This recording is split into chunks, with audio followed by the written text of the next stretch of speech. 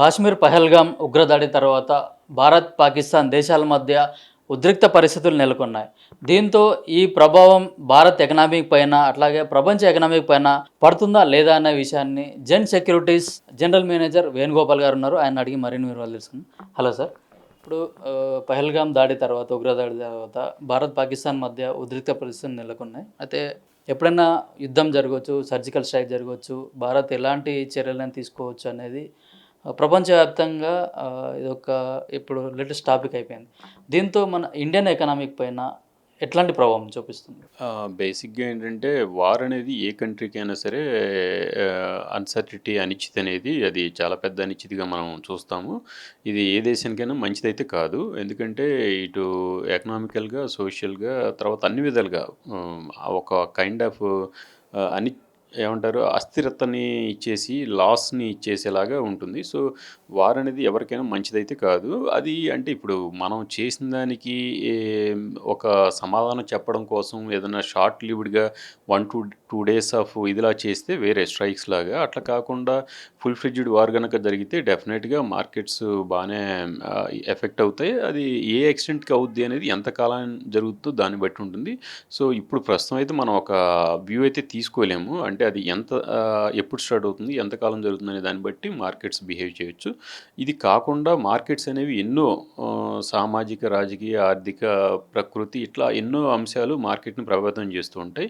ఇప్పటికే ఏంటంటే valuations expensive అని చెప్పి మన మార్కెట్సు, విదేశీ మదుపుదారులు అమ్మకాల ఒత్తిడి వల్ల కొంత ఆహ్, ఇట్లా రకరకాల కాంటెక్స్ట్‌ల ఇదిలో ఆర్ ఫ్యాక్టర్స్ నేపథ్యంలో మార్కెట్స్ ఆల్రెడీ పడుతున్నాయి గత కొంతకాలంగా. దీని ఎఫెక్ట్ షేర్ మార్కెట్ పైన కూడా పడుతుందంటారు.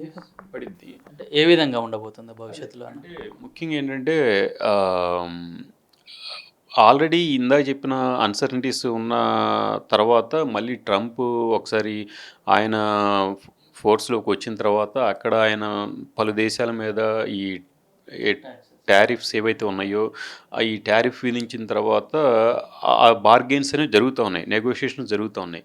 ఆ క్లారిటీ అయితే ప్రస్తుతానికి లేదు. సో, ముఖ్యంగా అన్ని దేశాలతో కూడా ఒక సుంకాల యుద్ధం అనేది ఇండైరెక్ట్‌గా మనం ఇప్పుడు ఏదైతే పాకిస్తాన్ మన మధ్య డైరెక్ట్ యుద్ధ మేఘాలు కమ్ముకున్నట్టుగా అక్కడ టారిఫ్ యుద్ధాలు ఆహ్, తెరదీశాడు ట్రంప్. సో, ఈ నేపథ్యంలో ఏంటంటే కొంత మార్కెట్స్ బీట్ అండ్ డౌన్ అయితే అవుతున్నాయి. చాలా సెల్లింగ్ ప్రెషర్ లాస్ట్ 5, 6 మంత్స్‌గా చూస్తున్నాము. దానికి పలు కారణాలున్నాయి. దాంట్లో ఒకటి ట్రంప్ టారిఫ్స్ అనేవి. సో, మార్కెట్ ఏంటంటే ఇటు ఎకానమీ గనక ఎప్పుడైతే బాగుండదో స్టాక్ మార్కెట్స్ యూజువల్‌గా బాగుండవు. సో, ఇప్పుడు ఎకానమీని ఇబ్బంది పెట్టేలాగా కొన్ని పరిణామాలు ఇప్పుడు యుద్ధం కావచ్చు, లేపోతే ట్రంప్ టారిఫ్స్ కావచ్చు, ఇట్లాంటి రకరకాల కారణాల వల్ల కొంత స్టాక్ మార్కెట్స్‌లో కూడా అమ్మకాల ఒత్తిడి జరుగుతూ ఉంది. అది ఒకవేళ నిజంగా పూర్తి స్థాయి యుద్ధం గనక వస్తే మార్కెట్స్ అటు ఎకానమీకి ఇబ్బంది పడొచ్చు. మార్కెట్స్ కూడా ఇబ్బంది పడే పరిస్థితి ఉంటుంది. ఇప్పుడు మనం లాస్ట్ టైం చూసుకున్నట్టయితే మనం సర్జికల్ స్ట్రైక్ కూడా చేసాం. అప్పుడు 1970s కూడా లాంగ్ టర్మ్ యుద్ధం జరిగింది. ఇప్పుడు కూడా అట్లాంటి సర్జికల్ స్ట్రైక్ జరిగితే ఎట్లా ఎఫెక్ట్ ఉంటుంది? లాంగ్ టర్మ్ యుద్ధం జరిగితే అంటే షేర్ మార్కెట్ పైన, ఇండియన్ ఎకానమీ పైన ఎట్లాంటి ప్రభావం చూపుతుంది? అంటే సింపుల్‌గా ఒకటేనండి. ఇప్పుడు కార్గిల్ వార్ చూసాము. కార్గిల్ కైండ్ ఆఫ్ వార్ లాగా ఉంటే కొంత మార్కెట్స్ పట్టడానికి ఛాన్స్ ఉంటుంది. అట్లా ఒక 1 ఆర్ 2 డేస్‌లో గనుక ఏదన్నా అటెంప్ట్ చేసి థింగ్స్ సెటరేట్ చేస్తే మార్కెట్ షార్ప్‌గా మళ్ళీ స్టెబిలైజ్ అవ్వచ్చు. ఏదేమైనా కొంత ఈ ఈ పాయింట్ ఆఫ్ టైంలో 24,000 around Sensex Nifty 24,000 around Sensex 80,000 around ఉంది. ఈ పైనుంచి కనుక చూస్తే ఆల్ టైమ్ హైస్ నుంచి అరౌండ్ 8% దాకా పడి ఉన్నాయి మార్కెట్స్. సో, ఈ లెవెల్‌లో కొంత కన్సాలిడేట్ అవ్వడానికి ఛాన్స్ ఉంది నార్మల్ వేలో. బట్ వార్ గనక ఫుల్ ఫ్లెడ్జ్డ్ వార్‌గా ఆహ్, కన్వర్ట్ అయ్యి అది కొంతకాలం గనక కంటిన్యూ అవుతుంటే డెఫినిట్‌గా మార్కెట్స్, ఇటు ఎకానమీ 2 కూడా స్ట్రగుల్ అయ్యే ఛాన్స్ అయితే ఉంది. సో, కొద్దిగా కాషియస్‌గా ఉండాల్సిన అవసరం అయితే ఉంది ఇన్వెస్టర్స్. చైనా కూడా పాకిస్తాన్‌కు సపోర్ట్ చేస్తుందని వార్తలొస్తున్నాయి. ఇప్పుడు మన ఇండియాలో కూడా ఎక్కువగా చైనా ప్రొడక్ట్స్ కూడా మన ఇండియాలో ఎక్కువ వాడుతున్నారు. ఒకవేళ అట్లాంటి ఆహ్, చర్యలు గనుక తీసుకుంటే పాకిస్తాన్‌కి సపోర్ట్ చేస్తే, మన ఇండియన్ ఎకనామిక్ చైనాను బిజినెస్ కూడా క్లోజ్ చేస్తే దాన్ని మనం ఇండియన్ ఎకనామిక్ తట్టుకోగలుగుతుందా? అంటే మనదేంటంటే మన ఆర్థిక అంటే వాతావరణం ఎలా ఉంటుందంటే మనది వ్యవసాయము, పరిశ్రమ, సేవా రంగం 3 మెయిన్ పిల్లర్స్‌గా మన ఆర్థిక వ్యవస్థ ఉంది.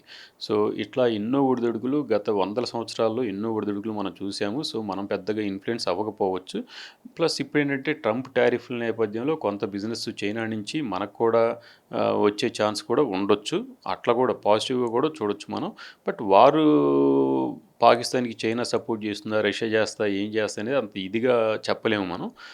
ఈ పాయింట్ ఆఫ్ ఎట్ దిస్ జంక్చర్‌లో మనం చెప్పలేము. సో, మెయిన్‌గా ఏంటంటే మనము మన వైపు ఎక్కువ ఫేవర్‌గా మనకి ఎక్కువ ప్రపంచవ్యాప్తంగా మనకి మద్దతు లభిస్తున్న నేపథ్యంలో ఏంటంటే, మనం అంతగా వర్రీ అవ్వాల్సింది లేదు. వేరే ఏదో కంట్రీ వాళ్ళకి సపోర్ట్ చేసి అది ఇంటెన్సిఫై అవుద్ది అని చెప్పేసి ప్రస్తుతానికైతే భావించాల్సిన అవసరం లేదేమో అని అనుకుంటున్నాము.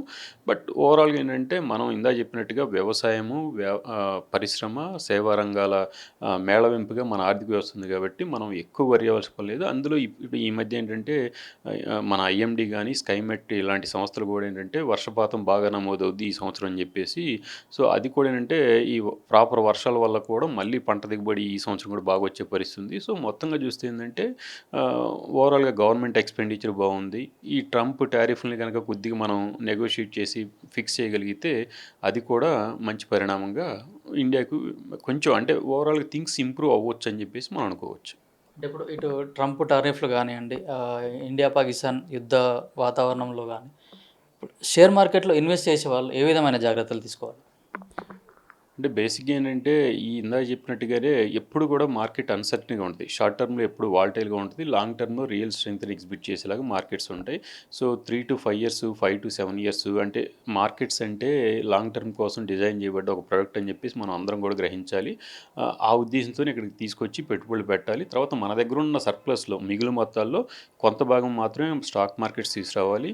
మిగతాది ఏందంటే మన బ్యాంకులు, పోస్ట్ ఆఫీసులు, గోల్డు, రియల్ ఎస్టేటు ఇట్లా డిఫరెంట్ అవెన్యూస్‌లో గూడా అక్కడ ఒక 10, అక్కడ ఒక రూ. 10 అట్లా పార్క్ చేసుకుంటూ మన వయసుని బట్టి, మన రిస్క్ ప్రొఫైల్‌ని బట్టి, మనకున్న ఆర్థిక లక్ష్యాలను బట్టి మనం అసెట్ అలికేషన్ చేసుకోవాలి. అంటే పెట్టుబడుల కేటాయింపులో కొంత భాగాన్ని మాత్రం ఇక్కడ తీసుకురావాలి. తీసుకొచ్చిన దాన్ని గూడా కొంత మ్యూచువల్ ఫండ్స్, కొంత స్టాక్స్‌లో పెట్టాలి. ఆ పెట్టే స్టాక్స్‌లో గూడా ఏంటంటే ఒక 5, 6 రంగాల షేర్లలో ఒక 8-10 కంపెనీలు, 12 కంపెనీలు సెలెక్ట్ చేసుకొని స్టాగర్డ్ మేనర్‌లో ఇన్వెస్ట్ చేయాలి. అందులో ఇప్పుడున్న వాతావరణంలో ఏంటంటే ఈ సినారియోలో వన్ టైమ్ ఇన్వెస్ట్ చేసి రేపేదో వారొచ్చిందనుకోండి, అయ్యో! ఇలాంటి ఒక అనిశ్చితిని మనం ఇచ్చేసుకోకుండా every fall is an opportunity అనుకోని చెప్పేసి ఇక్కడి నుంచి ఒక next 3-6 months, 6 months to 1 year staggered మేనర్‌లో అప్పుడు కొద్దిగా ఇన్వెస్ట్ చేసుకుంటూ ఓవర్ నెక్స్ట్ 6 మంత్స్ కానీ, 1 ఇయర్ పీరియడ్ గానీ ఇన్వెస్ట్ చేసుకోవడం బెటరు. అది కూడా దట్టు క్వాలిటీ స్టాక్స్‌లో ఇన్వెస్ట్ చేయడం బెటరు. ఇందాక చెప్పినట్టుగా ఒక 5, 6 రంగాల షేర్లలో ఒక 10, 12 కంపెనీలను సెలెక్ట్ చేసుకొని ఇన్వెస్ట్ చేయడం better. So, staggered manner investing better than one time investment అని చెప్పి మనం చెప్పొచ్చు. కొద్దిగా క్వాలిటీ స్టాక్స్‌కి ఇన్వెస్టర్స్ ఎక్కువ అంటే వెయిటేజ్ ఇవ్వాల్సిన అవసరం అయితే ఉంది. ట్రంప్ టారిఫ్ వల్ల మన ఇండియాలో ఏవే రంగాలపైన ఎక్కువగా ఎఫెక్ట్ పడుతుంది?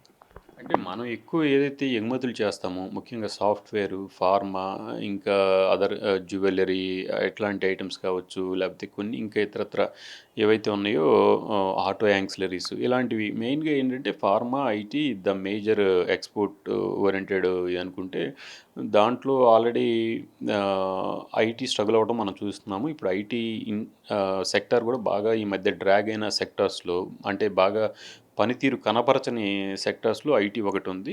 ఫార్మా సమ్‌వాట్ బెటర్‌గా ఉంది. బ్యాంక్స్ అయితే బాగున్నాయి. ఎందుకంటే లోకల్ బిజినెస్ కాబట్టి బ్యాంక్స్‌ది. బట్ ఫార్మాలో ఏంటంటే మళ్ళీ ఈ నెక్స్ట్ ఫ్యూ డేస్‌లోనో, ఫ్యూ వీక్స్‌లోనో ట్రంప్ ఫార్మా స్పెసిఫిక్‌గా టారిఫ్స్ వేస్తాడనే ఒక అన్సర్టెనిటీ అయితే మార్కెట్‌లో ఉంది.